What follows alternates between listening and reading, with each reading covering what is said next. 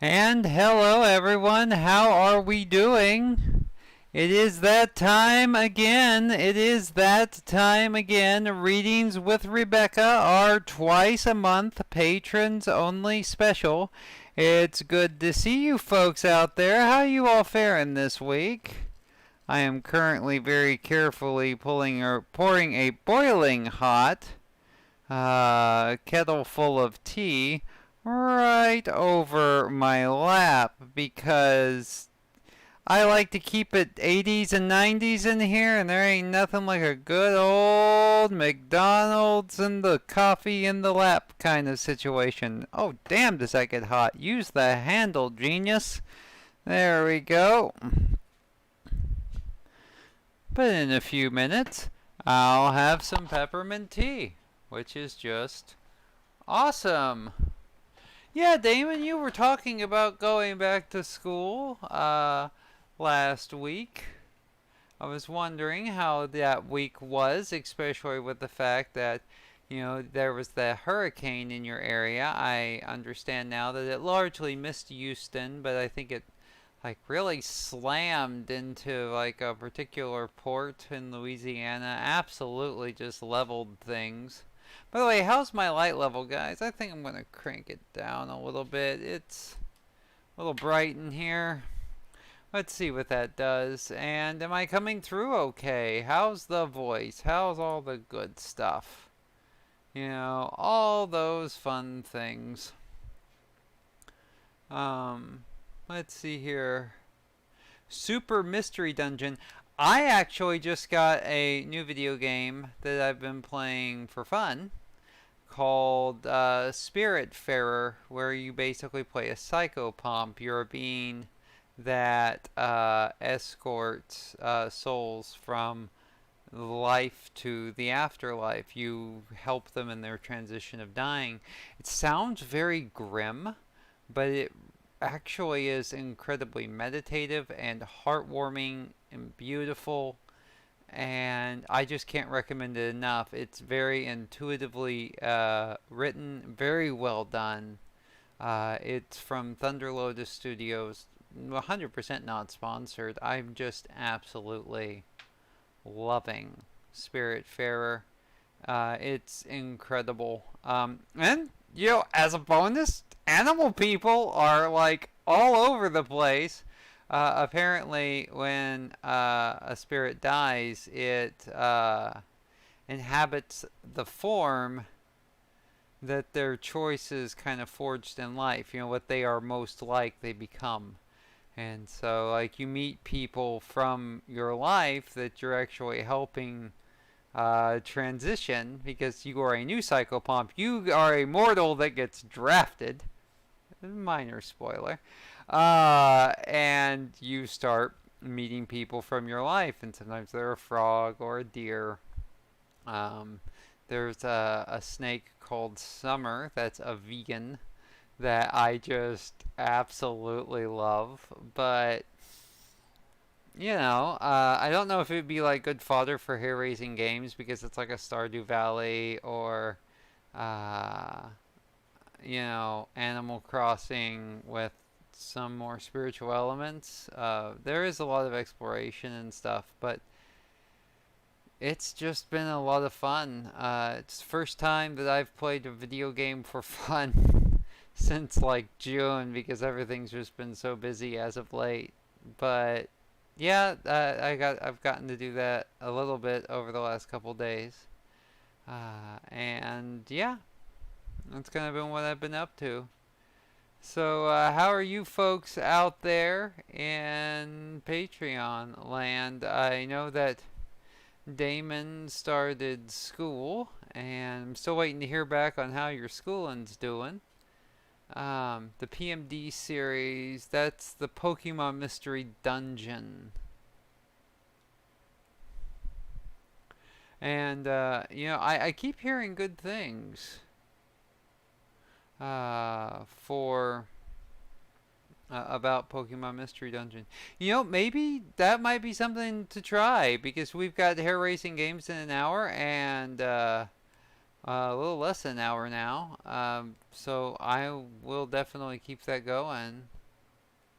See you in 10 to 15, buddy. We'll see if anybody else is interested, and if so, I'd be happy to show it off. Um, like I said, I've really been enjoying it just a whole ton. But anyway, look at me rambling. It's only you right now, Damon. I think. I'm not Damon Nega because Damon just popped out for about 10 or 15 minutes. He said. So I'm gonna kind of drag my paws a bit. Try to let some more people come in. Yes, I just popped open the sparkle water. I am a two-fisted drinker, but not of the alcoholic variety. I normally have a cold tea, a hot tea, and excuse me, a hot tea and a cold sparkle water on the bounce. Ah. So, as you can see from my surroundings, I am still, shockingly enough, at home in my home office, which is pretty rad. I will be here for about a month, and then I'm going out to Connecticut for a month to have a bunch of business meetings and plannings and stuff like that with our staff artist, the wonderfully talented and absolutely amazing Cadmium T. And who I affectionately call the Moose. And we are going to do a bunch of hiking in the peak of fall colors up there in New England. So I'm really looking forward to that. After that, I should still be here in the home office until January, where I will be live and on location from Texas as I go and visit my parents, who are about to move into a new house, which I'm very excited for them. It has been a long journey for them, and I'm so excited to hear that they're getting into a new house. Yes, the Moose. It's interesting. I also have Jesse, who lives here with us here at the Dawnbreak Studios, here at this house that we actually call Dawnbreak. And we call him the Moot. So there is the Moot, and then there is the Moose. So it works out. But yeah, I'm just kind of hanging out here, waiting for more people to kind of show. If we don't get too many more viewers, I don't know if I should continue or not. Not like, I'm gonna like flip my keyboard and go home kind of thing. But this is here for my patrons, for the family, for the people that really contribute, and since it's since it's such a small group as is, and since the congruence of the reading is what it is, I don't know if it would be right. I don't know. That's not the right word. They will have the replay. I think it will be cool if we press on, but I'm going to wait at least 15 until about the 15. We'll knock a chapter out, and then I'll pop off and get ready for hair-raising games. The Moot Moose. The Moot Moose moves musically. The Moot Moose moves musically, methodically, and matriculates maraudingly, but never menacingly. Now I'm just rambling. Was trying to come up with like something kind of like a fun like little limerick or Uh, what is it called? Tongue twister. Tongue twister. There we have it. But Nega, it's great to have you about this week. We've been missing you. I know you've been busy with work, and that's completely okay. I never want you to feel bad about not being here. I just want you to know that we miss you when you aren't around. It's great to have you back this week. Will you be there for hair-raising games today?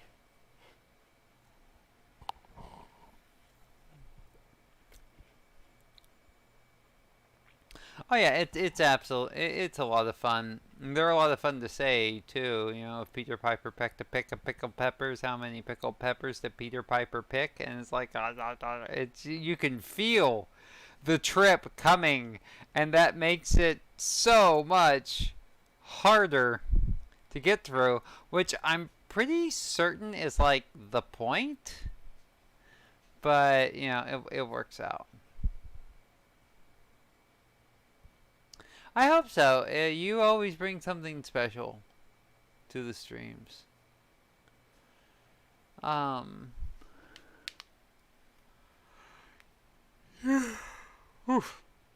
Tired today. Just one of those things. And that's understandable. If you can't make it, that's fine. Time zones are a beast, aren't they? Because, like, for me, it's 2 o'clock, and for you, it's like, you know, getting later in the evening. I actually tend to go to bed around 7 o'clock at night, and I get up around 2 o'clock in the morning, so it's, you know, this is well past the halfway point in my day at this point. I'm in kind of my evening. Right after hair-raising games, I will make a quick salad and nom that down. And then we're just kind of into the evening times. But it's good. It's good. No complaints. Sundays always go so fast because of all the streaming and all the busyness. It's my first day back at training, which is my physical training, the 10-mile run, all that fun stuff. I do my writing work 5 days a week starting on Sundays, and I do my streaming. So you know, there you have it. My goodness, it's a quiet week this week here at Hair Raising Games. I wonder if it's tea time. Let's see if it's tea time. Not bad.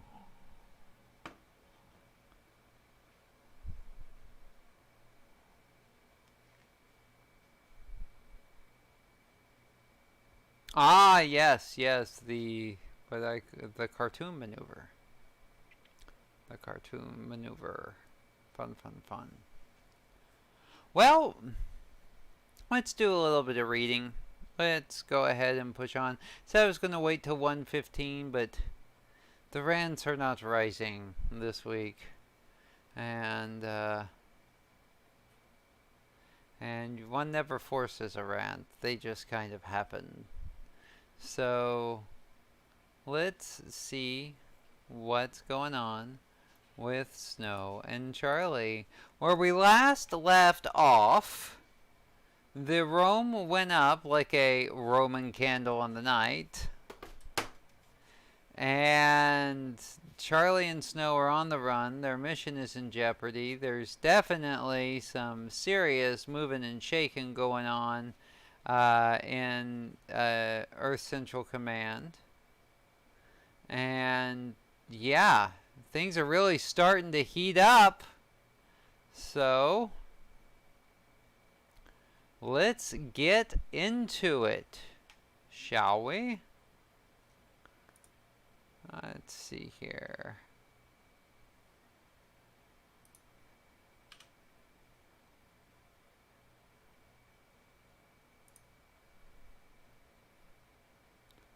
Here we go.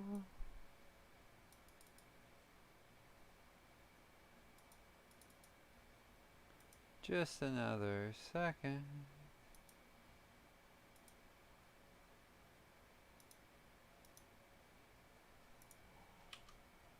Just have to get access to things.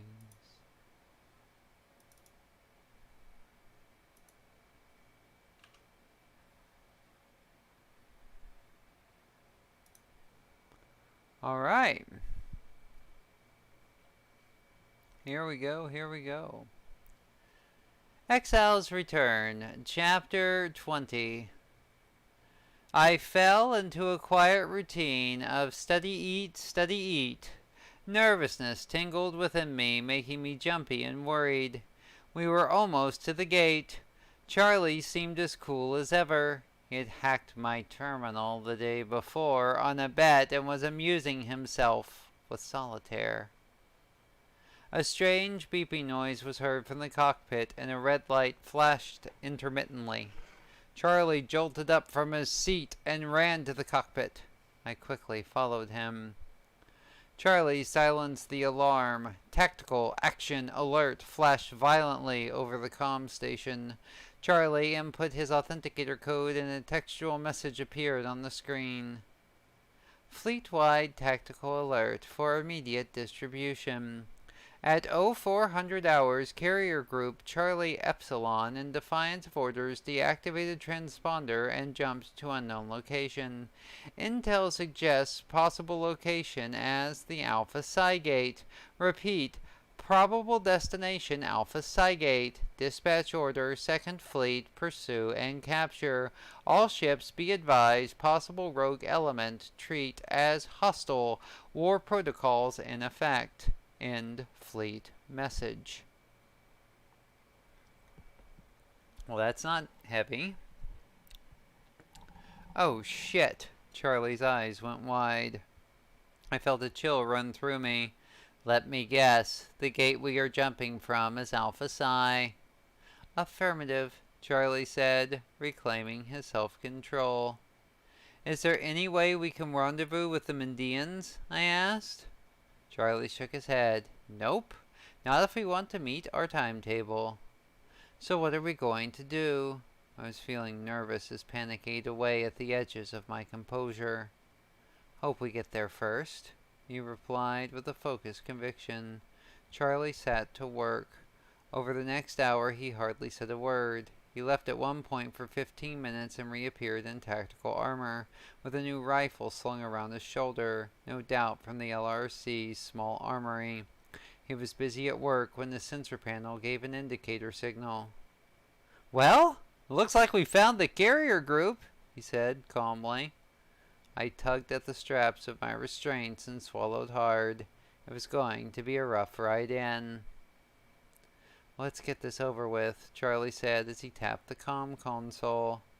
This is LRRC Omega 621 on special assignment to Carrier Group Charlie Epsilon. We have UEA clearance. Please clear the gate and prepare for immediate jump.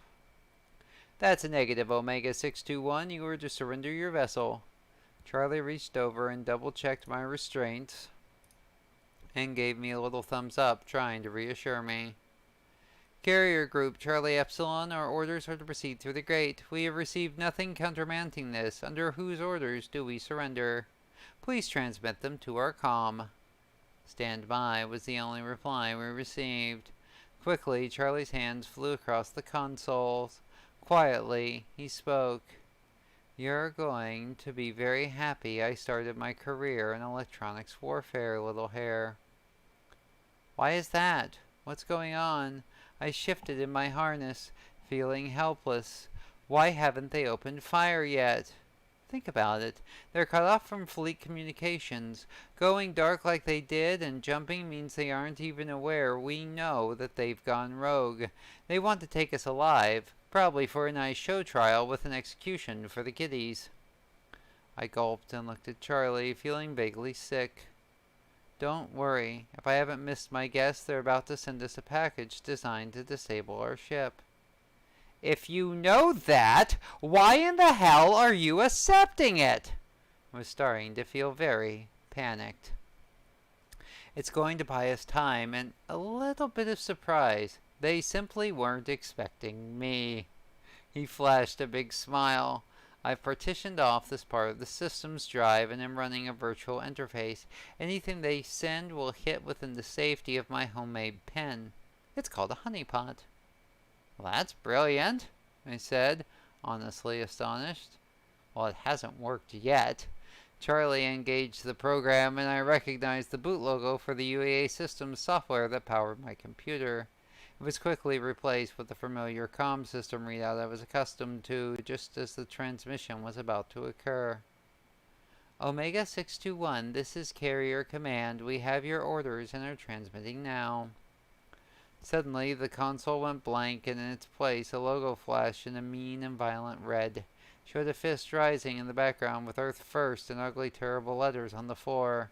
It read, "Your vessel has been commandeered to ensure the safety of Earth and the survival and purity of the human race. Have a nice day." Charlie laughed, hit a button, and the message disappeared as the comm console rebooted. I felt the engines go offline as the cabin went dark except for the emergency power lights. If I had not been strapped in, I would have been floating about the cabin thanks to the artificial gravity being off. We looked like we were dead in the water. The good ones always throw a little humor in the game, but come on, that logo was just terrible. Charlie grinned and then noticed the tug vessel moving towards us. They were wasting no time. Charlie waited patiently as the tug grew larger and larger in the window. They were about to grapple us when Charlie hit the manual thruster control. The LRRC rocketed past the surprised tug operator as the main systems came online. Charlie fired the cabins at the lead ship, scoring minimal damage. Still, we were more agile, and we slid right past them. Surprise was on our side. The ships gave chase. I watched the tactical display. We were moving in the wrong direction for the gate and had a very angry carrier group on our tail. It was not shaping up to be a very good day. The comm officer came back in over our channel. "Captain, lay by and come about. Your vessel is illegally operating in military-controlled space and has committed an act of war. Heave to. Cut your engines. Prepare to be boarded. Failure to comply will result in the destruction of your vessel." Charlie only replied, "Surrender like hell," as he cut the channel. He smiled and looked over at me, then turned more seriously as he saw the panic on my face. "I know you realize we're outmatched, but I'm going to do my best to get us out of this. Still, I'm not going to lie to you. It's not looking too good for us. If it means anything, it's been an honor," Charlie said. "You've already used that line once with the Admiral. It's not helping," he said to no avail. Charlie was lost in concentration, gripped by the moment. His teeth gritted as his fingers flew across the panel. I took a deep breath and looked out into space. So this was the end. I was never going to make it to the Medians. I was never going to speak for Earth or myself. I was going to die here. I silently chuckled through my collar and looked out at the stars. The ship suddenly lurched forward again. I saw angry red lights beginning to illuminate from all around the cockpit. They were done playing. Our outer plating was taking the damage, but those systems wouldn't hold out forever. It wouldn't be long now. I wondered if there was a God, or an afterlife, and what, if he existed, did he think of a snowshoe hare? Suddenly, a bright light lit up the sky. The jump gate was activating, and whatever was coming through was not small. I heard Charlie scream out, "Oh shit! We've got incoming! Snow! It's the Second Fleet! We may just get out of this!" Charlie tapped the console twice, and we went into a quick, spinning roll. My stomach lurched as a torpedo went spiraling by, out into space. "Omega 621, this is Admiral Harper of the Second Fleet. Stand by. We are moving to assist. What is your status?" "Sir, we have taken damage but are still operational. No casualties. Ambassador is, for the moment, secure. We could really use some heat taken off of us." "Roger that. Stand by," was the only reply. The channel was still open for our benefit as we heard Admiral Harper address the carrier group. This is Admiral Harper on the Excalibur speaking for United Earth Alliance Command. Carrier Group Charlie Epsilon, you are hereby ordered by Chancellor Rush to power down your weapons and prepare to be escorted back to port. You are operating an illegal war against UEA personnel. The ships behind us broke off. I looked at Charlie confused but hopeful that it would be that easy. Commander Stevens, don't wait for fireworks. Get your ass through that jump gate. We can handle this. Get the ambassador to the Mendians. That's an order. Yes, sir, Charlie said with a devilish grin running across his face. The ship next to the Excalibur detonated as two heavy cruisers engaged the Atlantic from behind. My eyes were wide with shock. The carrier group was engaging the fleet because they had allies from within. Admiral Harper of the Excalibur, this is Rear Admiral Beverly Herschenberger, Fleet Commander Charlie Epsilon. I am only going to say this once. Power down your weapons and return through the gate. By the time you make it back to Earth, you will have new orders waiting for you. My orders are to interdict your carrier group and see to it that you return to Earth to stand trial for high treason. You are in no place to be giving me orders, Fleet Commander, the Admiral replied with cold steel in his voice. This is your last chance, Admiral. You've already lost one ship, and that was your only warning. Join or die. Her tone caused me to shiver. All loyal ships form up and engage hostiles. Take evasive actions. Fire at will. Fire at will, Admiral Harper shouted. The Excalibur took a good hit.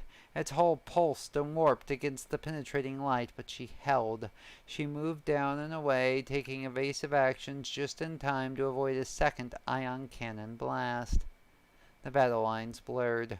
Only the traitors knew whom to fight, and it was hampering the Second Fleet. There was chaos everywhere, but there was also a cruel math to it. Slowly, two coherent forces were emerging from the chaos. What are you waiting for, Commander? We'll hold the line. Get out of here, the Admiral said over the comm channel.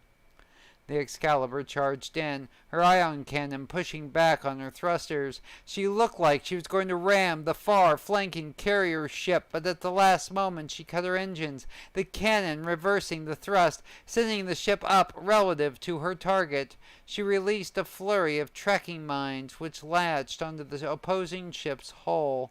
With a brilliant flash, the Condor 1 was no more. Thanks for opening the door for us, Admiral, Charlie said. Mind the fireworks. We're going in. Hot. You be careful, Omega 621, and bring back good news for us. Excalibur, Harper, out. We screamed around the battlefield, moving through the debris of the ship the Excalibur had just destroyed. Harper was playing strategic, taking out the ship in the farthest wing relative to us to give us a flanking chance around the battle.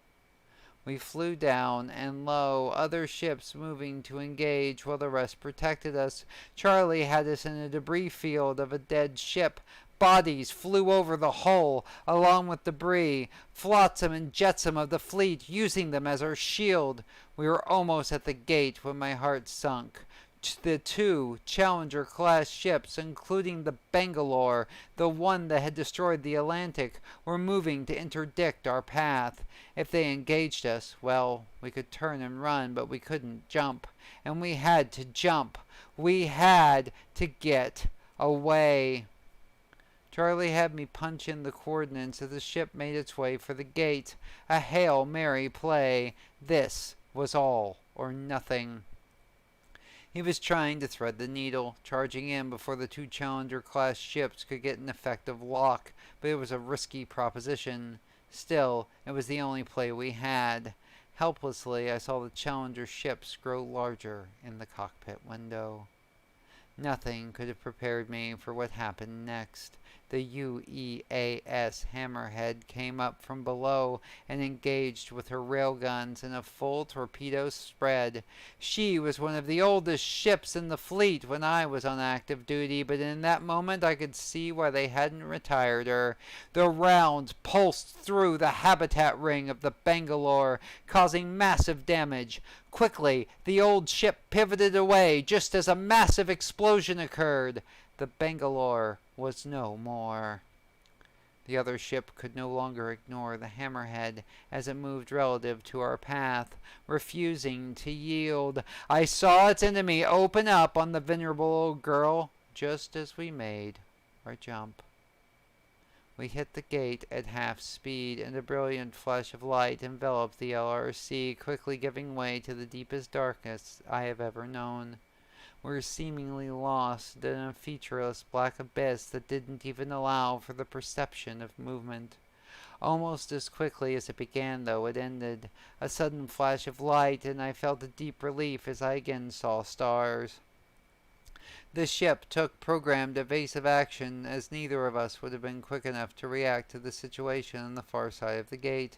We slammed out of Alpha Psi Gate to towards Starward Hub 5 Bravo. The ship slowed and we adjusted our trajectory for our next jump. We had descended into chaos. The monitoring station was adrift. Small cruisers were engaging each other in open combat.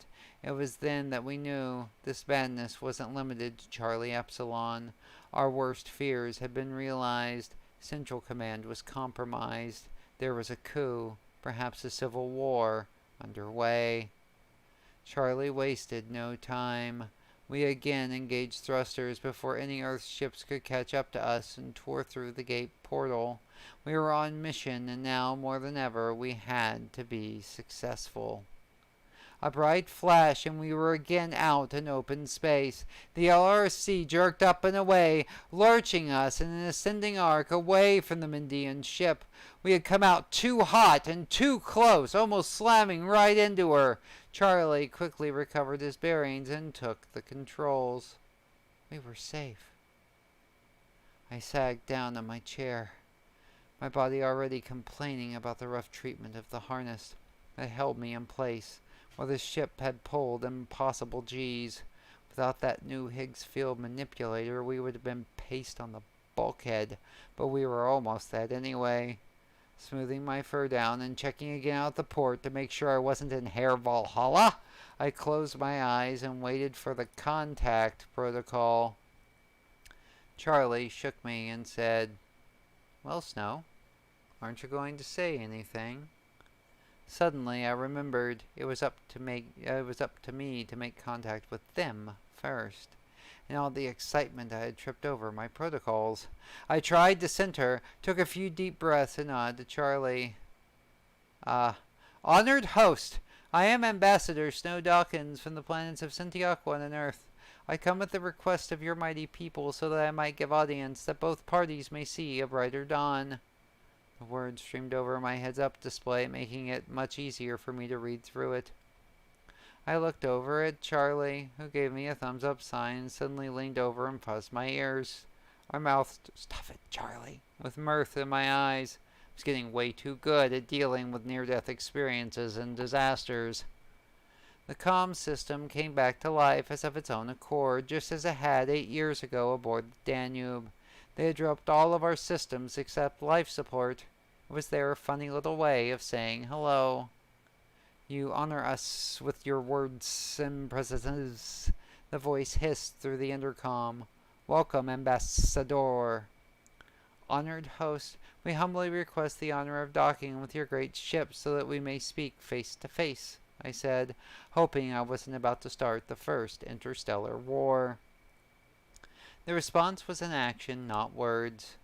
Our ship began to move as the stars suddenly appeared prismatic and distorted. Somehow we were being pulled towards the Mendian ship. Charlie cut our engines and double-checked to make sure the systems that the Mendians had powered down would remain that way. This was a technology neither of us had ever seen before. The Mendian ship grew larger and larger in the window, and I became able to discern more details about the ship.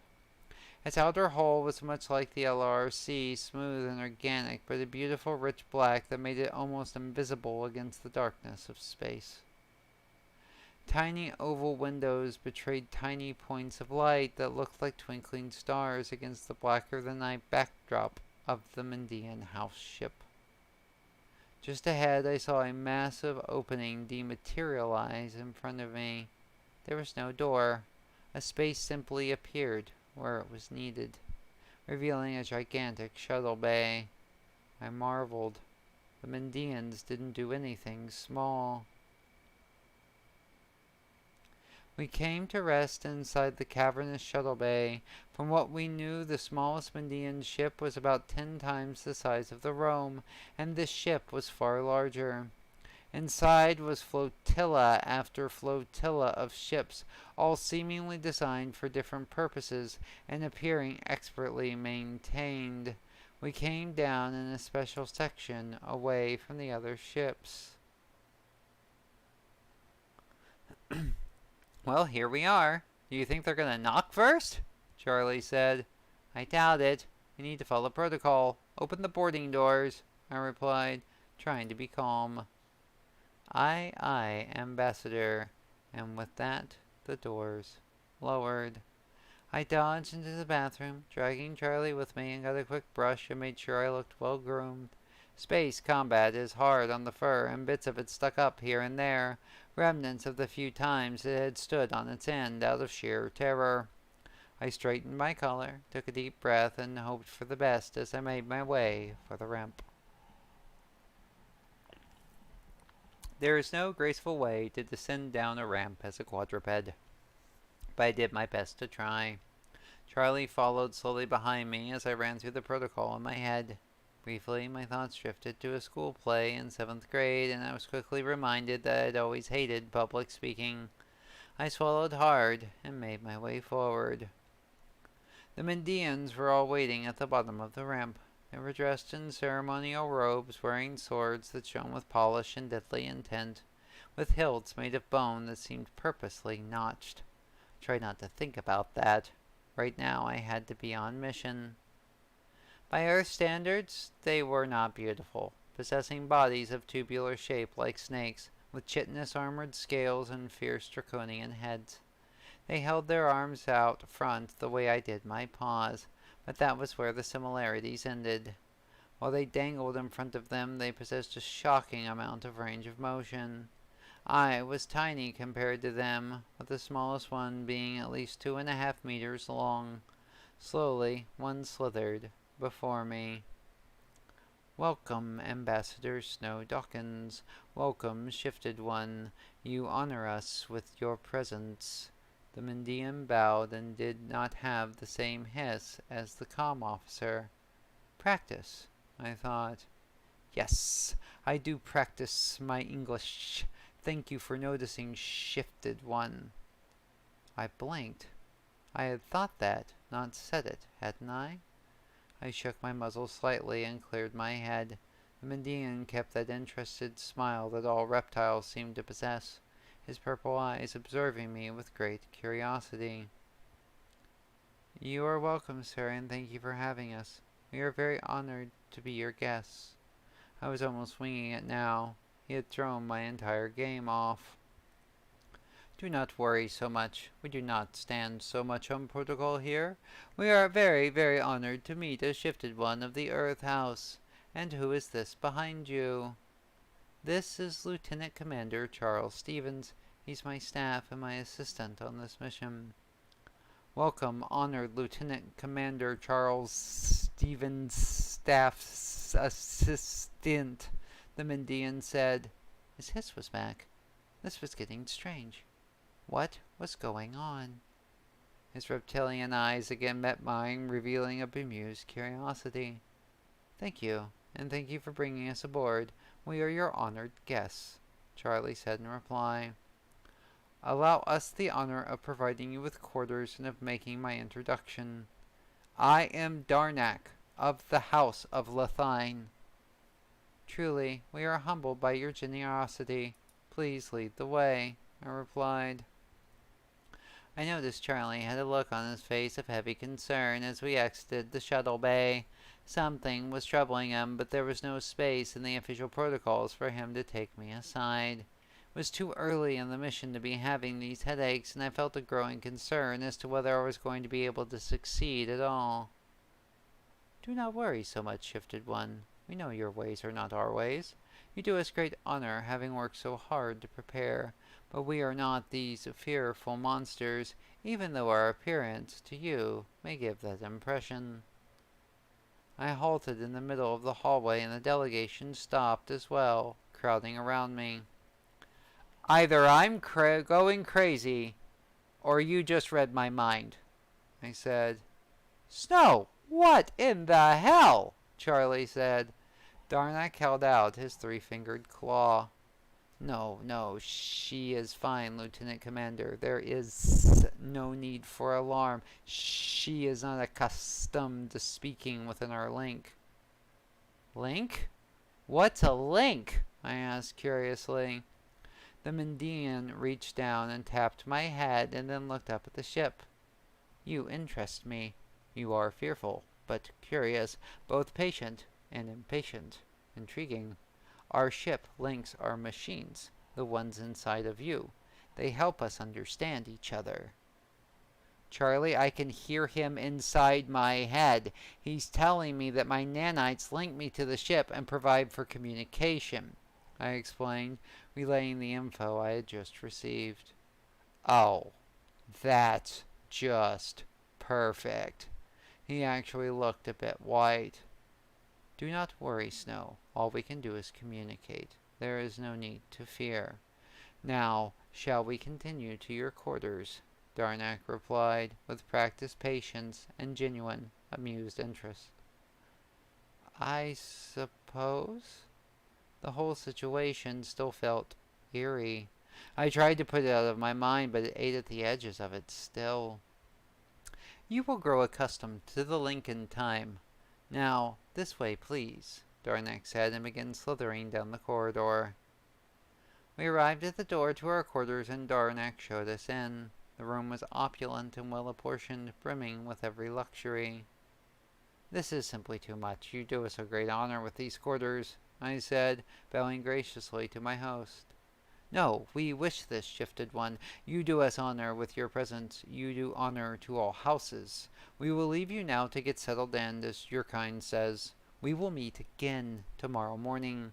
Please use the communications device if you have need of us, Darnak said, bowing again. Thank you, sir. Good evening, I replied. Darnak nodded and the delegation left.